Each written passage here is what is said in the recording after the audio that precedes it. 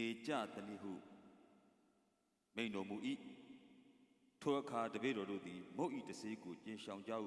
May no Mamu. Parishen is Zedugerri, all Wadago, Jishangjau, May no Mudigo.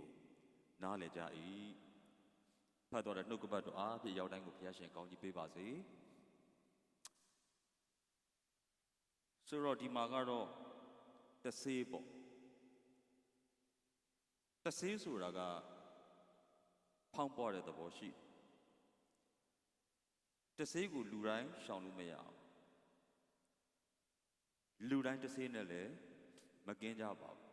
General Gusani, Tawni, Radi, Alon Aleve, Eripoma, Miai, a chicken, and don't you biro, Twenje Nija, let you at a boat. Ijaguebe, Jojo, Pomo, Popo, Pavelo, no. General Eri the Segu, Adiga Tony. Then live, Musupe live.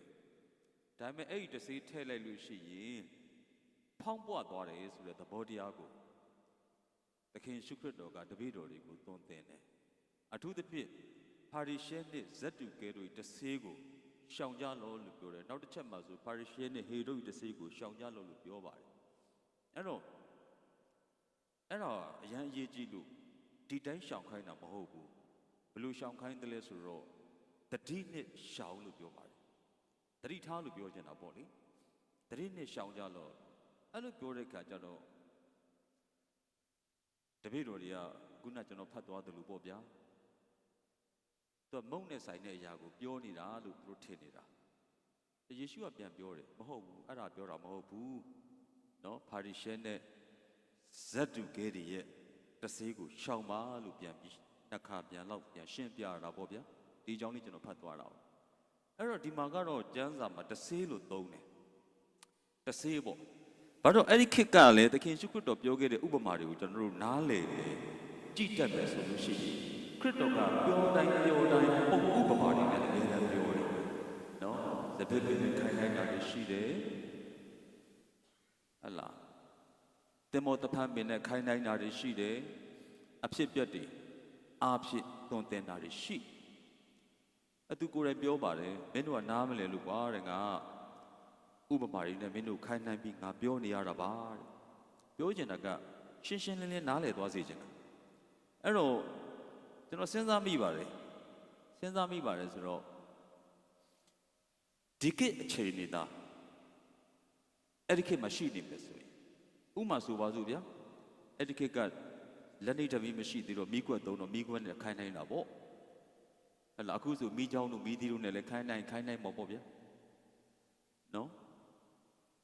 I know, this is a cow, little Nale, or the Cotalone Pio, Miss Lucy. Dickimasu Palupio is a dilla. Janubio. No? I know, Kiss Gunners give you 2 video, Janda Pamis, Party Shen said to get with Jango, Shangalo Lupio, and Pamau. No? That the naked bones and Nale of Join. I know, Jansuraga, General Alon Tibare. A cookie mother, a young to the donor, young I got my gentle later. Allah, go tell it a Kalesia. How to go out, gentle you was a go a can a Yalesia. You know, you're at the season of pump one lady. No? A Magano, a gown lieutenant looked down. No? Mamma now, ma on lieutenant looked down. No? You man now, Mamma look, Mamma now, Mamma look. You remove the bottle of our wobble. You know, Champia. Eddie General Jamie Nijala. Or Jamie Nijala sort of Padai Jumbo to the pit. Or a party shady Sulaga. I don't think it. Moshi ye pinya digu, light na biro. Emadamago, Maumare, Mana Gire, Sikan Gire with your bardo. Tabime Trua, the king should credit dog, long or lamakan. I don't do Tongjau de Sene, Megoni Mede, now you can like the. A soup for them at Luka Pow and Biro to Balodle. Tiny Bobia. Time energy aloha. Piao Chilo loaded up a hole. Piao Chilo loaded up. Then he appeared a pishabu. Then he appeared an ashabo loaded up. No, that's an ashabo loaded up. A sense as it. Dear Bama, the general Jade or the poly, somebody the pair about it. Parishe in a butter biro to re attention body. တို့ရဲ့ပြုမှုကျင့်ကြံပုံတွေတွေ့ရတဲ့အခါမှာကျွန်တော်စိတ်ထဲမှာတော့အော်လို့ဒီတစ်ပတ်ကျွန်တော်ဒီပါရီရှဲတွေရဲ့ဂျင်း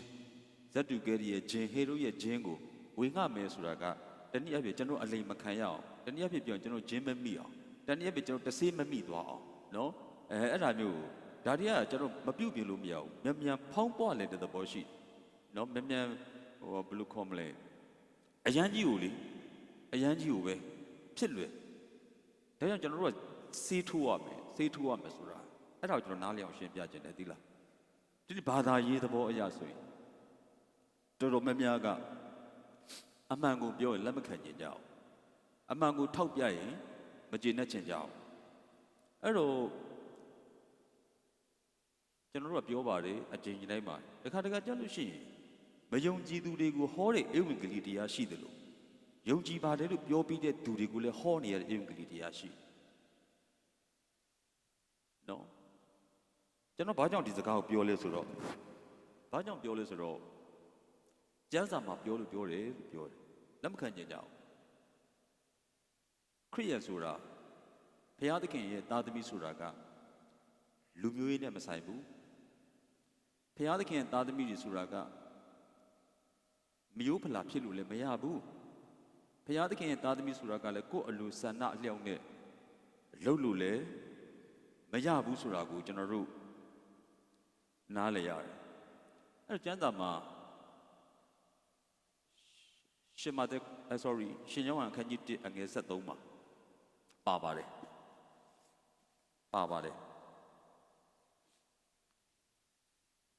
ထိုသားတို့မူကားလူမျိုးနှင့်ဆက်ဆံရေးဖွာသောသားမဟုတ်မေထုံတန်ဝါသားအဖြစ်ဖွာသောသားမဟုတ်လူအလိုလျောက်ဖွာသောသားမဟုတ်ဘုရားသခင်ဖြစ်ပွားစေတော်မူသောသားဖြစ်သည်လို့ပြောပါတယ်အဲ့ဘုရားသခင်ဖြစ်ပွားစေတဲ့သားဆိုတာကထိုသူကိုလက်ခံသမျှသောသူတည်ဟူသောကိုယ်တော်ကိုယုံကြည်သောသူဆိုတာကိုခေါ်တာဖြစ်တယ်ကျွန်တော်ခရစ်ယာန်အတိုင်းဝိုင်းနေတဲ့မှာဂျင်းတွေဘယ်လောက်ထိမိနေကြတယ်လဲဆိုတော့တကယ်တမန်တရားအမှန်ကိုမသိပဲနဲ့ကျွန်တော်ထောက်ပြတယ်အဲ့ဒါတွေကိုမဟုတ်ဘူးနော်တချို့လူမျိုးရေးကြောင့်ခရစ်ယာန်ဖြစ်နေတာတွေရှိတယ်တချို့မိဘကမွေးလာလို့ခရစ်ယာန်လုပ်နေတဲ့သူတွေရှိတယ်တချို့ကတော့ကိုယ့်ရဲ့တတ်မှတ်မှုအလိုဆန္ဒအရာခရစ်ယာန်လုပ်နေတာတွေအများကြီးရှိတယ်ထောက်ပြမကြိုက်တော့အဲ့တက်ပူဆိုတာထောက်ပြလိုက်တယ်တခင်လို့ခေါ်တဲ့သူတွေကောင်းကင်နိုင်ငံကိုမရောက်ဘူးနော်သူတစ်ပါးကိုစုံမဩဝါဒပေးနေတဲ့အဲ့တော့သူများလို့ဆရာမနာကြီးတို့ဆရာဂျိုးဆောင်တို့ပြောအဲ့ဒါငါ့ကိုစော်ပြီးဆိုကြီးအဲ့ထဲမှာဆိုလို့ကိုပြောတာကျွန်တော်လည်းတရားဟောနေတာသူများကိုစုံမနေတာနော်အမှန်ဆိုတစ်ခါကြရင်ကိုကနားလဲအောင်ဥပမာပေးလိုက်ပေမဲ့အဲ့ဒါကိုဆေးထိုးလိုက်တော့ဂျင်းကျွေးလိုက်တဲ့ခါကျတော့ဆရာကိုမကောင်းပြောတာဆိုတာဖြစ်လာပြန်အောင်မဟုတ်ပါဘူးဥပမာပေးတာပါလို့ပြန်ဖြေရှင်းရပြန်အောင်ပြထားတော့ဥပမာကျွန်တော်တို့လူမျိုးခုတရားဟောနေတယ်စင်ပေါ်မှာနော်ကိုတော့အခွင့်နဲ့စုံမဩဝါဒပေးပါစုံမဩဝါဒပေးတယ်ဆိုတာကလူတိုင်းပေးနေတာပေါ့ခေါင်းကြီးပိုင်းနေပဲပေးတာဟုတ်တယ်မဟုတ်ဘူးလားကိုတော့အခွင့်နဲ့နတ်ဆိုးတို့ကိုနှင်ထုတ်ပါမယ်လွယ်မလားဒီလောက်ကနော်နတ်ဆိုးတွေကိုနှင်ထုတ်တဲ့ပုံကိုယ်တွေဘယ်သူလူတွေလဲကျွန်တော် state system ကိုမတွေ့ဘူးလားနော်နောက်တစ်ခုပါပြောလဲများစွာသောတကူတို့ကိုပြပါပြီများစွာသောတကူတို့ပြပါပြီဟာဒါပေမဲ့အဲ့ဒီသူတွေအားလုံးကိုတခင်ကဘာပြန်ပြောတယ်လဲမင်းတို့ကငါအလင်းမသိတယ်အေးမင်းငါနာမနဲ့ဆုံးမဩဝါဒပေးခဲ့တာတရားတွေဟောခဲ့တယ်လားအေးကောင်းကင်ဝင်ကွာဟဲ့လားမင်းငါနာမနဲ့နတ်ဆိုးတွေကိုနေခဲ့တာအေးကောင်းကင်ဝင်ကွာအေးငါနာမနဲ့မင်းတကူတွေပြခဲ့တာအေးကောင်းကင်ဝင်ကွာလို့ပြောလားမပြောဘူးဒါဆိုရင်ကျွန်တော်တို့ကအဲ့ဒီဘာသာရေးဂျင်းအဲ့ဂျင်းထဲမှာအဲ့ဒီတစေးဖုံးလွှမ်းထားတဲ့ရက်ဝင်းထဲမှာအသက်ရှင်မိမယ်ဆိုရင်ကျွန်တော်ပြဿနာတက်အရင်ကြောက်စရာကောင်းဒါအဲ့တစေးမမိဖို့လို့အဲ့ပါရီရှယ်ရဲ့သဘောတဘာဝကိုကြည့်မယ်ဆိုရင်ကျွန်တော်တို့တွေ့ပါတယ်နော်ကျွန်တော်တို့လူကာ18တို့မာသဲ23တို့ဘာတို့မှာဆိုရင်ဟလာမုတ်ဆိုးမတဲ့လှူတာနဲ့အဲ့ဒီပါရီရှယ်ရဲ့အလှူဒါနတွေကိုလည်းကျွန်တော်တွေ့ရတယ်သူတို့ရဲ့မာနမောက်မာပုံတွေကျွန်တော်တို့တွေ့ရတယ်သူတို့ရဲ့အကျင့်စရိုက်တွေကိုလည်းကျွန်တော်တို့တွေ့ရတယ်ဒါပေမဲ့တော့သူတို့ဒီဘာသာရေးဖွဲ့စည်းတဲ့မှာတကယ်ကိုရှိနေတဲ့ပုံကိုတကယ်ခေါင်းဆောင်တွေပဲနော်အဲ့တိတ်ကြောက်စရာကောင်းတယ်ဗျအဲ့ဒီဂျင်းထဲမှာကျွန်တော်အဲ့ဒီတနည်းအားဖြင့်မှိုင်းပေါ့မမိဖို့လိုတယ်အဲ့တော့ကျွန်တော်နယ်ဒီမှာဆိုရင် အဲ့ဒီမိုင်းတွေအများကြီးရှိတယ်အထူးသဖြင့်ကျွန်တော်တို့ဘက်မှာကရင်လူမျိုးတွေများတယ်စာသိမ့်မတက်ကြဘူးစာသိမ့်မတက်တော့ခုနဆိုတော့တင်းအုပ်စီကကျွေးတဲ့ဂျင်းတွေပြီးအဖွဲ့စည်းကကျွေးတဲ့ဂျင်းတွေပြီးပြီးတော့မေးတဲ့အခါမှာကက်တင်ချင်းနဲ့ပတ်သက်ပြီးဘာမှသဘောမပေါက်ကြဘူးနော်ဘာမှနားမလည်ကြဘူးအဲ့ကျွန်တော်တို့ဘက်မှာအယူဆတွေရှိတယ်ဥပမာဆိုပါစို့မဟုတ်ဒုက္ခအယူဆတွေပေါ့ဥပမာဆိုပွဲတော်အလှူတော်ငွေကောက်တယ်ဆိုရင်ဘယ်လိုလုပ်လဲဆိုတော့ဥပမာ900ထည့်ထားတယ်ပေါ့ပွဲတော်အလှူတော်ငွေမှာဒီတစ်ပတ်900ထည့်ထားရင်နောက်တစ်ခါနောက်လာမဲ့ပွဲတော်ကြလို့ရှိရင်အဲ့900ထည့် short ထည့်လို့မရဘူးအဲ့ကျွန်တော်ပြောဘယ်သူကပြောဘယ်မှာပါလဲမေးရတယ်လေနောက်ပိုင်းကျတော့သဘောပေါက်လာတယ်အဲ့တော့အဲ့ဒီဂျင်းတွေကိုကျွန်တော်ဖော်ထုတ်တဲ့ခါကျတော့လေလက်မခံပြန်ဘူးကျွန်တော်ဆိုရင်ဒီလာမဲ့မိခင်များနေ့မှာကျွန်တော်အမှာအမှုတော်ဆောင်တာအမှာပေါ့လေအစားရမန္တလေးကနေအမှာအမှုတော်ဆောင်အနှစ်20ရှိပြီပေါ့အနှစ်20ရှိပြီအဲ့တော့ရောက်ခါစားမှာရွာတွေမှာအိမ်တွေမှာလိုက်ပြီးတော့ကျန်းစာတဲ့သဘောမတူနော်လာတင်စရာမလိုလှုပ်စရာမလိုနော်ဟုတ်ကျွန်တော်အမားတွေသွားတင်ပေးနေတာလားနော်ပြီးတဲ့အခါမှာဟေးလာတို့အတင်းတော်လာပါလို့အဲ့လိုခေါ်တာလားမဟုတ်ပါဘူးကျန်းစာတင်ကိုအတင်းတော်မှာကိုပါတယ်လေပောင်ဝင်ကြဒီလိုပဲနော်ဘယ်လောက်ထိဆိုးလဲဆိုတော့ချောင်းရိုက်ဖို့တော့စီစဉ်ရှိတယ်ဒါပေမဲ့ဘုရားသခင်ကတော့သူတို့ဘက်ကိုပြန်လှည့်ပေးတယ်ဒါဘဝမှာကြုံခဲ့ရတယ်ပါတခါကျန်းစာတင်ပြီးထွက်လဲတော့ဆိုင်ကမရှိတော့ဟာဘယ်ရောက်သွားလဲဘယ်ဟုတ်လဲချောင်းနဲ့ကန်ချတာလားဒါလှုပ်တော့နော်အဲ့တော့ကျန်းစာသွားတင်တာအဆင့်မြင့်တယ်တတ်တော်ဆောင်နဲ့သွားတင်ရတယ်အဲ့တော့အဲ့လိုနေထားတဲ့ရက်တီလာတော့လူတွေသဘောပေါက်လာကြတယ်သူတို့မသိဘူးဥမဆိုပါစို့ကျွန်တော်တို့အင်္ဂါချင်းလို့တလုံးထွားတယ်ပြောထားတယ်အဲ့ဒါ YC ဖွဲ့ရဆိုကျွန်တော်တို့နယ်မှာဆို YC လို့လူသိများတယ် EBC ဆိုတာသိမသိဘူးပေါ့လေအဲ့တော့ကျွန်တော်နှစ်ချင်းမူတိုင်းသွားနေတယ်နှစ်ချင်းထုံးစံတိုင်းသွားတယ်ဆိုတော့သူတို့နားမလဲတခါကြုံရတယ်အိမ်တိုင်းကကျွန်တော်တို့ဘုရားရှိခိုးဖိတ်တယ်သွားတယ်သွားတော့သူတို့အရင်ရောက်နေကြတာပေါ့လေအခြားတင်တော့ကျွန်တော်တို့ရဂီတာလေးကိုင်ပြီးတက်သွားတော့ခါ YC ဖွဲ့တွေလာတယ်ကွာအကုန်စင်းပြေးကိုဒီဖွဲ့နဲ့ဘုရားရှိခိုးလို့မရဟာမှာတော့အဲ့လိုချင်းတွေပေါ့ဘာမှပြစ်လို့လဲမပြစ်လည်းမရှိဘူးဘာမှမကြည့်တာလဲမကြည့်စရာလည်းမရှိဘူးဒါဆိုတော့ဘုရားမရှိခိုးတာလဲအဲ့လိုခိုးလို့လည်းမရပြန်ဘူးနော်အများကြီးရှိတယ်ဗျကျွန်တော်တို့အသင်းတော်တွေနဲ့ဟိုတခြားအသင်းတော်တွေနဲ့တစ်ခုဖြစ်တယ်ဆိုတော့ဥပမာဆိုပါစို့ကျွန်တော်အသင်းသားလေးကသူတို့ရဲ့အသင်းသူဟလာသွားကြိုက်တယ်ဆိုရင်ဘာပြောလဲမင်္ဂလာစပေးဆောင်လို့မရဘူးနော်မယုံကြည်သူလည်းမဟုတ်ဘူးနေ့ချင်းနောက်တစ်ခါခံမရဘူးပြဿနာတွေတက်ကုန်တခါတခါညဆရာသိရင်သိစီနေ့ချင်းနှစ်ခါခံတာထုံးတာမရှိဘူးမခံနိုင်ဘူးအဲ့တော့ဒီမူဝါဒကြားထဲမှာဟိုကွဲတဲ့ပြဲတဲ့အဖွဲ့ကြီးရှိသေးတယ်နော်အဲ့တော့မဆောင်သွင်းလားဆောင်တဲ့နေရာသွားဆောင်မယ်ဆိုပါဆိုပြီးနော်သွားတဲ့နေရာတွေလည်းရှိတယ်ပြောနေတာမှိုင်းနေမိတယ်ဘယ်မှာလဲကျန်းစာမှာပါတယ်နော်ကျန်းစာမှာမပါတဲ့မှိုင်းနေအဲ့ဒီမှိုင်းတကမှိုင်းထဲမှာခုနကတော့ကျွန်တော်သခင်ရှိခရစ်တော်ကထောက်ပြထားတဲ့ဖွင့်ပြထားတဲ့ဟေးမင်းလူမျိုးကြီးကြောင့်ခရစ်မဟုတ်ဘူးနော်ငါလက်ခံမှာမဟုတ်ဘူးမင်းကဘာကြီးပဲဖြစ်နေငါလက်ခံမှာမဟုတ်ဘူးဆိုတဲ့သဘောကိုကျွန်တော်နားလည်ဖို့လို့အဲ့ကျွန်တော်တို့ဒီအဲ့ချင်းကလုပ်ဖို့လို့ကျွန်တော်ကျမဒီသခင်ရှိခရစ်တော်ကိုမိမိရဲ့ကယ်တင်ပိုင်ရှင်အသက်သခင်တကယ်ယုံကြည်တော်သူဖြစ်တယ်လို့ပြောနိုင်တဲ့သူဖြစ်ရဟုတ်တယ်နော်ပြောနိုင်တဲ့သူဖြစ်ရမယ်အီလေးဆွဲနေလို့မရဘူးလေနော်အီလေးဆွဲနေလို့မရအောင်လောကကြီးမှာကျွန်တော်အမြဲတမ်းတရားဟောပါတယ်အရွေး၃ပါးလို့အမြဲတမ်းပြောတယ်အချိန်မရွေးနေရာမရွေးအရွယ်မရွေးလူမျိုးမရွေးဘာသာမရွေးဟလာအားလုံးနော်ဒီနေ့ဆိုလဲကျွန်တော်ခုနကတော့တီးပြီးသားဖြစ်မှာပါကျွန်တော်အဖေကျွန်တော်လာတော့နည်းနည်းကောင်းသေးတယ်အပိုက်သားကြောင့်သွားပြီးတရားဟောမယ်အေးပြောလိုက်သေးတယ်ကားပေါ်ပဲဆင်းရသေးတယ်ဆုံးသွားပြီဖြစ်တတ်ပါတယ်နော်ခန္ဓာရှိလို့သားပေါ့ဒါပေမဲ့ခန္ဓာဖြစ်လို့လည်းကြောက်ကြည့်လည်းမဟုတ်ပြန်အဲ့ဒီချင်းလည်းပြောဦးမယ်နော်ကျွန်တော်စိတ်ထိမှာလည်းမငိုဘူးနော်စိတ်ထဲမှာတော့မကောင်းဘူးပေါ့နော်ဒါကလည်းဆရာချစ်ကလည်းတချင်းဆိုတော့သူ့အဖေရဲ့တုံတင်ချင်းဆုံးမခြင်းလေးတွေပြောပြန်တော့လေ ပြန်လဲသွားတာပေါ့စိတ်ကအပြည့်တော့တည်းကြာတော့ထားပါဒါလည်းဂျင်းနေရှိဘာဂျင်းလဲသိလားတင်ရင်လေဟေးမငုံနဲ့တို့ကျုပ်ရှိသေးတယ်ကျွန်တော်တို့ရှိမှတော့ဝမ်းနေတယ်အောက်ကနေနောက်ကနေကြည့်ပြီးရည်နေတဲ့သူရှိသေးတယ်ကိုချင်းမစားတတ်နော်ကျွန်တော်ပြောတယ်ငိုစရာရှိရင်ငိုပလိုက်ဝမ်းနေစရာရှိရင်ဝမ်းနေပလိုက်ဟုတ်တယ်မဟုတ်လားကျွန်တော်တလိမ့်ဆန်မဟုတ်လူတွေဗျဟုတ်တယ်မလားလူဆိုတာသွေးသားတန်အောင်စင်နဲ့မေတ္တာတရားတွေနဲ့ဖွဲ့စည်းထားတာလေဒါမငိုလို့ရမှာအေးမငိုဘူးဆိုရင်အခက်လူစိတ်မရှိရသူပြောဟုတ်တယ်မလားဒါပေမဲ့ကျွန်တော်တို့ကနှုတ်ကပတ်တော်အဖြစ်တတ်တာရပါ၏ဟုတ်တယ်မဟုတ်ဘူးလားအော်လူအနေနဲ့ကတော့တအားဝမ်းနေတာပေါ့ဒါပေမဲ့နှုတ်ကပတ်တော်အဖြစ်ပါတယ်လေတတ်တာရတယ်တနေ့ကြလို့ရှိရင်ဘုရားရင်ခွင်မှာပြန်ဆုံးမယ်ဟုတ်တယ်မလားပြန်ဆုံးမယ်နော်အဲ့လိုမျိုးတွေအဲ့နောက်တစ်ခုရှိသေးတယ်ကျွန်တော်တစ်ခါပြောမှုပါတယ်တည်သည်မြလူအကုန်လုံးကောင်းငင်ပို့နေတာနော်အဲ့လေကျွန်တော်ပြောခဲ့မှုပါတယ်နော်အခုသူကသူဘိန်းစားဖြစ်လို့ပဲသေးအရက်သမားဖြစ်လို့ပဲသေးတင်းဆရာဘယ်ပို့လဲ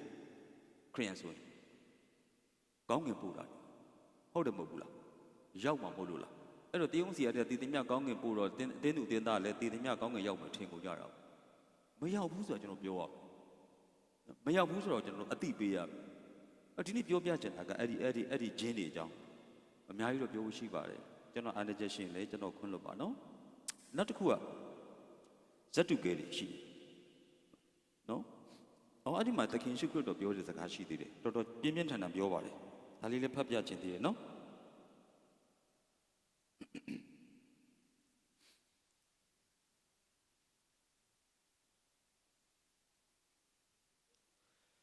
လှုပ်ဝက်သောကြမ်းပြုเสียဖာရီရှဲတို့သင်တို့သည်အမင်္ဂလာရှိကြ၏အကြောင်းမူကားအဖြူတုတ်သောသင်ချိုင်းတွင်နှင့်တူကြ၏ထိုတွင်သည်အပြင်၌တင့်တယ်ဆိုတာကအတွင်း၌ကလူသေးအယိုးအညစ်အကြေးအမျိုးမျိုးနှင့်ပြည့်လျက်ရှိနော်အဲ့တော့အပြင်မှာဘလောက်ပဲဖြူစင်ပါတယ်လှပပါတယ်ကြီးကျယ်ခမ်းနားပါတယ်လို့ပြောပေမဲ့အတွင်းသဘောမှာဘာရှိနေသလဲယွန်ရှာစရာတွေအပြည့်ရှိနေတယ်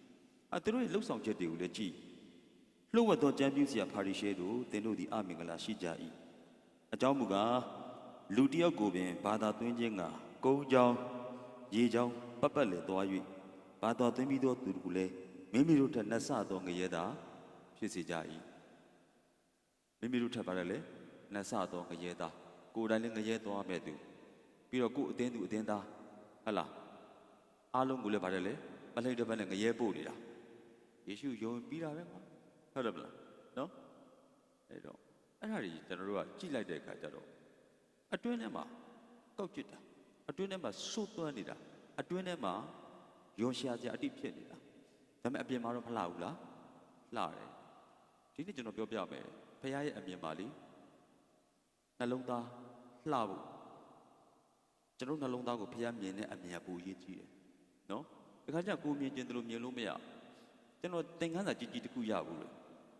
ကျောက်ဖခင်เจ้าမှာကျွန်တော်လိုက်ကာတွေတက်တော့ကျွန်တော်ရဲ့သဘောတဘာဝလိုက်ကာတက်တော့အလှလေးကိုအပြင်မှာထားပြီးတော့တက်ပါလားပေါ့ဘာလို့အပြင်ကလူကြီးကြည့်ရင်လေအဆင်ပြေအောင်အဲ့ဒါကျွန်တော်အတင်းတော်မှာပေါင်ဝင်တဲ့အမတယောက်ကကျွန်တော်ပြောတယ်ဆရာကျမတို့အထက်ကကြည့်ရပါလေတဲ့အဲ့တော့ဟုတ်သားပဲဟာလို့ငါအပြင်ပိုင်းနေလျှောက်ဦးစားပေးနေဒုဘက်အလှလေးလှည့်လိုက်ပေါ့အဲ့လိုမျိုးပြဖြစ်တာပေါ့နော်ကျွန်တော်တော်တော်များများကြည့်လိုက်အေဒီတော်များအပြင်ဘက်ကိုအလှထားတာနော်ကို့အထဲကျရင်တော့ဟိုအတွင်းသားထားတာပေါ့နော်အဲ့ကျွန်တော်မှသဘောပေါက်သွားတယ်သိလားအော်လို့ကျွန်တော်တို့ကတခါတည်းအပြင်ပိုင်းဆန်လေးပဲဦးစားပေးတာပြင်ပိုင်းဆန်ကတော့ကျွန်တော်တိုက်ပွင့်ဝင်ဝတ်ထားမှာပေါ့နော်ဒါကျွန်တော်မကောင်းတာကျွန်တော်သိတယ်ဘုရားသိတယ်နော်အဲ့ဒါဘယ်သူမှညာလို့မရအောင်ကိုညာလို့မရဘူးဘုရားကိုညာလို့မရထားတော့အဲ့ဒီသဘောတရားတွေကကျွန်တော်တို့ကိုဖုံးကွယ်နေသလားငါဘုရားเจ้าသွားနေတာပဲဟုတ်လားအသိကောင်းတယ်နော်ငါကတော့ချင်းဝါနေတာပဲမိုက်တယ်ဟာငါဒီလိုစက္ကန့်နေတာငါဒီလိုပေးလူနေတာအားလုံးကောင်းတယ်အဲ့ဒါကြီးခင်ဗျားရဲ့အပြင်ကအုပ်ယိုးကြီးဖြစ်နေမယ်ဆိုရင်ဘယ်နဲ့လို့ဟုတ်တယ်နော်သိကြောက်ရပါနော်အတ္တမတရားအစစ်ကိုပြောမယ်ဆိုအတွင်းထဲမှာတကယ်ယေရှုရှိဖို့ပဲရည်ကြည်နော်အဲ့တော့အတွင်းထဲမှာယေရှုရှိရင်အပြင်သူ့ဟာသူလှသွားတာပါပဲနောက်ဆုံးပိတ်ပြောရင်ခုနပြောသလိုအတ္တတာအပြုတ်ကိုအကျင့်ကြံအားလုံးပြောင်းလဲသွားတယ်နော်အဲ့အတွင်းထဲမှာယေရှုရှိ အဲ့တော့အတွင်းထဲမှာယေရှုဖြစ်ဘယ်လောက်ပဲအပြင်ကနေဖုံးကွယ်အထဲမှာပါတယ်လေယွန်ရှာစရာပဲရှိတယ်လေဒါသိဖို့လိုတယ်အဲ့တော့ကျွန်တော်တို့ကအခုပြောတဲ့အခါမှာနှုတ်ကပတ်တမန်တရားကိုပြောတဲ့အခါကျတော့အဲ့ဒီမှာတမန်တရားရဲ့ရှင်းလင်းတဲ့သဘောတရားကိုမပြောဘဲနဲ့ကျွန်တော်တို့ရဲ့ခံစားချက်တွေပါလာမယ်ကျွန်တော်တို့ရဲ့အလိုဆန္ဒတွေပါလာမယ်ဆိုရင်အခုအဲ့ဒါလည်းကျွန်တော်တို့သတိထားပါကျွန်တော်ဟောရင်အဲ့ဒါကျွန်တော်မှားနေပြီကျွန်တော်ကျင်းထည့်နေပြီဟုတ်တယ်နော်သူများဟောရင်လည်းအဲ့ဒါသူများကျင်းထည့်တယ်ဆိုတော့သိရမယ်အဲ့တော့တမန်တရားကိုရောလို့မရအောင်မိမိခံစားချက်နဲ့လည်းသွားရောလို့မရအောင်မိမိရဲ့အတွေ့အကြုံတွေလည်းသွားပြီးရောလို့လည်းမရအောင်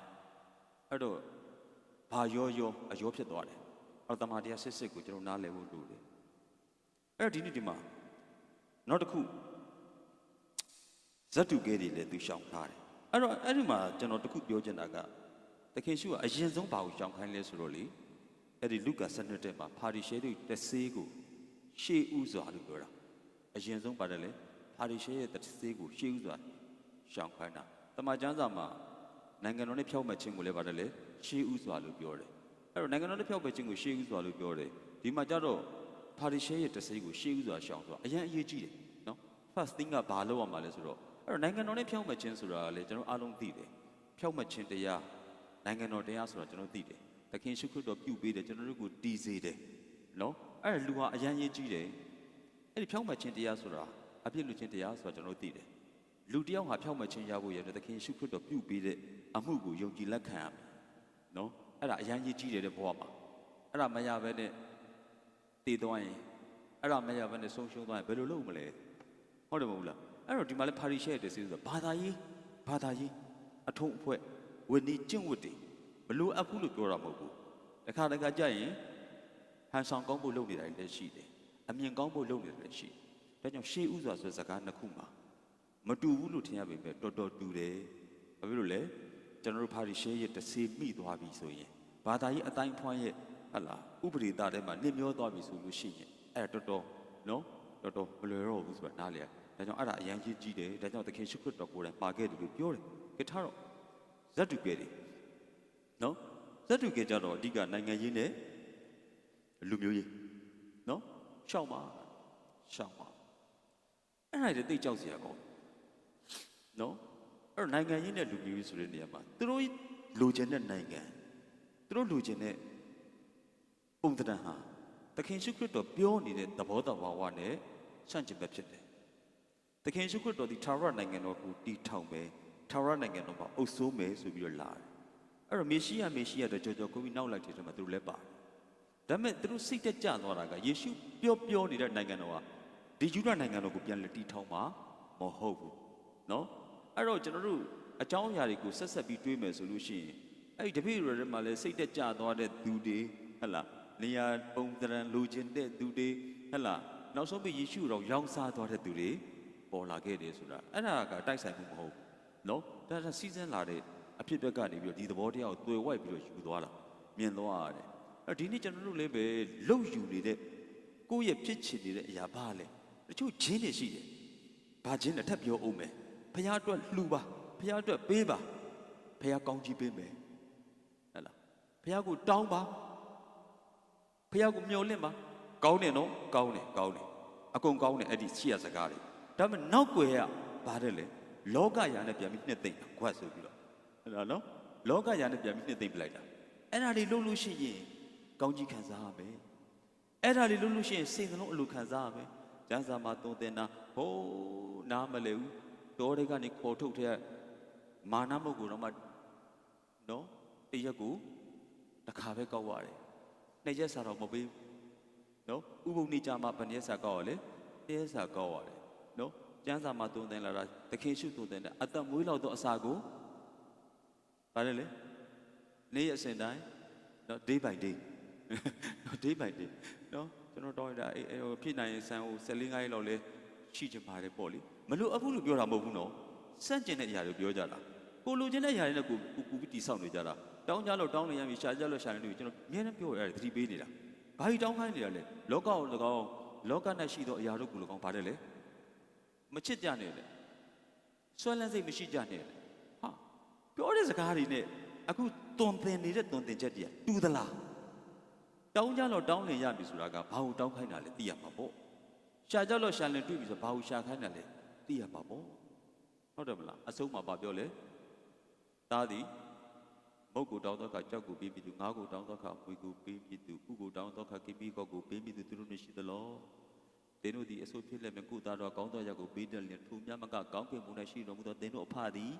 မော်တော်ကားကြီးကိုပေးမယ်ပြောလားပတ်စံတွေကိုပေးမယ်ပြောလားအိမ်ကြီးကိုပေးမယ်ပြောလားအောင်မြင်ခြင်းတွေပေးမယ်ပြောရလားတန့်ရှင်းသောဝိညာဉ်တော်ကိုတာ၍ပြီးမဟုတ်လို့အကောင်းဆုံးသောအရာပါပဲနော်အကောင်းဆုံးသောအရာပါပဲနော်အဲ့တော့ပြောချင်တာကအဲ့ဒီမှိုင်းနေပြီလို့မရဘူးနော်အဲ့တော့လောကအရာကိုပဲတိဆောက်ပြီးတော့လောကအရာအဲ့ဇက်တူကေတစေပဲပတ်တာသူတို့မြင်ချင်တာကပါတယ်လောကမြေကြီးနိုင်ငံသူတို့အောင်မြင်ချင်တာကလောကမြေကြီးအဖွဲ့အစည်းဟုတ်တယ်နော်အဲ့ဒီခါကကျွန်တော်အဲ့ဒီတစေများမိနေသလားလောကအရာတွေကိုဗဟိုပြုတ်ပြီးတော့စန္ဒလက်လုပ်ပြီးတော့ကျွန်တော်တို့ရဲ့ဖျားအပေါ်မှာခုတို့လုပ်နေတဲ့အခွင့်အရေးယူတဲ့ဟာတွေကိုဖြစ်နေမလားစဉ်းစားရကိုယ်သမီးလှူတယ်နော်ကိုယ်သမီးဟိုဟာလေးတော့လှူတယ်ဟာဘာလဲအကျိုးလိုကြီးညော်ရီလောင်းနေတာလားဒါစဉ်းစားကြဖြစ်လာပြီနော်တခါကျလူပဲဆရာရဲ့တက်မဲ့ချင်တာပေါ့လူပဲရကျင်တာပေါ့နော်မှန်တယ်ဒါမဲ့ကျမ်းစာမှာပြောပြီးသားတကယ်လူအပ်လာရင်လေတင်းတင်းစီးစီးနဲ့ပိုင်နိုင်ကိုပြောပလိုက်ပဲခင်ဗျတောင်းစရာတော့မလိုတော့ကျွန်တော်ပြောလိုက်မယ်ဟုတ်လားနောက်မှထိုအရာများကိုထပ်၍ပြီးတော်မူလက်တန့်ထပ်၍တောင်းကြလို့ပြောလားဟမ်နော်တောင်းတယ်ဆိုတာနောက်ကြုံရင်တော့ကျွန်တော်ပြောပါဦးပဲရှေ့လူတွေဆူတောင်းတာတွေအများကြီးကျမ်းစာအုပ်ထဲမှာလေဘယ်လိုဆူတောင်းတယ်လဲဘယ်လိုဆူတောင်းလဲလိုက်ကြည့်လိုက်လောကနဲ့လောကရောက်ကိုဘ ਹੁ ပြုပြီးဆူတောင်းတာတခုမှမတွေ့ဘူးကောင်းသောအကျင့်ကျင့်တတ်ဖို့စင်ကြယ်စွာအသက်ရှင်တတ်ဖို့ဘုရားအလိုကိုစောင့်နိုင်ဖို့ဟာအများကြီးပဲဗျကျွန်တော်တောင်းတာတွေတော့ပါတယ်လေဆန့်ကျင်ဘက်တွေကျွန်တော်ပါတယ်လောကကိုဘ ਹੁ ပြုပြီးအသက်ရှင်တယ်အဲ့ဒါဘာတစေးလဲအဇက်တူကတစေးအဲ့ဒါခင်ရှုခွတ်တော်ကထာဝရနဲ့ဆိုင်တဲ့အရာကိုပြောင်ပြောင်တင်းတင်းဖွင့်ချရတော့သူတို့ပါတယ်လေနောက်ဆုတ်သွားတယ်ဟုတ်တယ်နော်နောက်လူမျိုးကြီးငါဆိုရရနော်ငါဆိုရရနော်ဇက်တူကဲဇေလုတ်ဖွဲ့ရရှိထားလိုက်တော့ဒါတွေကိုသတိထားပါဆိုတာကနော်အစွဲတွေကင်းနဲ့နော်တမန်မှုတွေကင်းနဲ့ဘုရားရှိခိုးသက်ရှင်နိုင်ကြတဲ့သူတွေဖြစ်ဖို့နော်ဘုရားလိုချင်တာအဲ့ဒီပုံစံတစ်ခုဘုရားပါတယ်လေတိဆောက်ပေးတာနော်အဲ့တော့ဒီကနေ့ကျွန်တော်ဘာသာရေးချင်းတွေမိနေသလားလောကနဲ့လောကအရာကိုဘ ਹੁ ပြုတဲ့သွန်သင်ချက်တွေဟလာတရားဟောချက်တွေတိဆောက်ချက်တွေကြားထဲမှာတာယာမှု့လွတ်သွားပြီလားတချို့တွေရှိတယ်ဘယ်လောက်ခင်အာမနာတတ်တော့နော်ရှိပါတယ်မှန်ကန်တမာတရားကိုတိဆောက်ပြတော့လေလက်မခံတော့ထောက်ပြတယ်ဒီ prosperity တွေမှားတယ်မဟုတ်ဘူးကျွန်တော်တို့ရဲ့ဘ ਹੁ ပြုရမယ့်နေရာကကောင်းကင်တော့မြေကြီးမဟုတ်ဘူးဟုတ်တယ်မလားလူတိုင်းအားလုံးကိုဘယ်သွားမှာလဲဒီနေ့သားတော်ကိုယုံကြည်တဲ့သူနဲ့ကောင်းကင်ဘုံဝင်စားရမှာကျွန်တော်တို့ပြောပြတယ်ဒါတွေကနော်အမိပြုရမယ့်အရာတွေမဟုတ်ဘူးအသုံးပြုရမယ့်အရာပဲဖြစ်တယ်ဟုတ်တယ်မလားလိုအပ်တာလိုအပ်ဘုရားပေးမှာပေါ့ဒါတွေတော့လက်တောင်းလို့မရဘူးလားရတာပေါ့ဟုတ်တယ်မဟုတ်ဘူးလားနော်အဲ့လိုပြောကြည့်ဆိုရင်တကယ်လိုအပ်လာတဲ့အချိန်မှာဟိုစာချီစာကုန်းလို့လုံးစီပတ်စီတော့မဟုတ်အမောတင်မတောင်းနိုင်တဲ့ဆူတောင်းချက်တွေရှိဟုတ်တယ်မဟုတ်ဘူးလားနော်ဟိုအတူကျုံဆူတောင်းချက်တွေလို့ပြောရမလားပေတရီရေထဲမှာမြုပ်တဲ့ခါမှာဘယ်လိုထအောင်လဲကိုတော့ကျွန်ုပ်ကိုကဲပါဒါပဲလေကောင်းကင်ဘုံနဲ့ရှိတော်မူသောဘာညာဆိုရင်အဲ့ကောင်မြုပ်ဟုတ်တယ်မဟုတ်ဘူးလားပြောချင်တာကလိုအပ်တာလည်းပြောလို့ရပါတယ်ဒါပေမဲ့အဓိကနဲ့တာမညနေခွဲကြပြီးတော့အဲ့ဂျင်းတွေမပြီးအောင်နော်ဂျင်းတွေမပြီးအောင်ဒါကျွန်တော်တိဆောက်ပေးချင်တာပါနော်ပြောဖို့အများကြီးပြင်ဆင်လာပါခုနပြောတရားဟောဆရာဂျင်းတွေနိုင်ငံတော်တည်လူပြီးနောင်တရကြလို့ကျွန်တော်ကတုံးလေးတစ်ခုရေးပူတယ်သိလားနိုင်ငံတော်တည်လူပြီးနောင်တကြလို့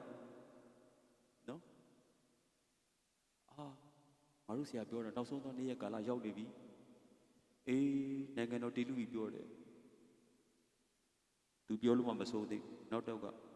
ဟုတ်လားအဲ့လိုပြောလားဟိုတနေ့ရက်မှဆရာ6ခွက်3ခွက်ထပ်ဝယ်လိုက်သေးတာငါတို့မြင်လိုက်သေးတယ်ကွာဆိုတော့သူကနိုင်ငံတော်တည်လူပြီးနောင်တရလို့လည်းပြောသေးလောကရာတွေကြောင့်လည်းသူများတဲ့ပို့ပြီးတော့ပါတယ်လေစုတောင်းသေးတယ်ဆိုအဲ့ဒါလည်းကျင်းနော်အဲ့ဒါတွေတော့ရှိပါတယ်ဗျာနော်အကြောင်းဒီနေ့ဒီလောက်ပဲကျွန်တော်ဝင်ငါပြရစေအဲ့တော့ဘာသာရေးပိုင်းထဲမှာမမိပါနဲ့ဘာသာရေးချင်းတွေမမိပါနဲ့နော်လောကအရာကိုပြုနေတဲ့ပိုင်းတွေလည်းမမိပါစေနဲ့ မှန်ကန်တဲ့တမာတရားတနည်းအားဖြင့်တစေကင်းသောနော်သခင်အလိုရှိတဲ့ပုံသဏ္ဍာန်တစ်ခုကိုဒါကျွန်တော်နားလည်သလိုရှင်းပြတာချပြတာဖြစ်ပါတယ်နော်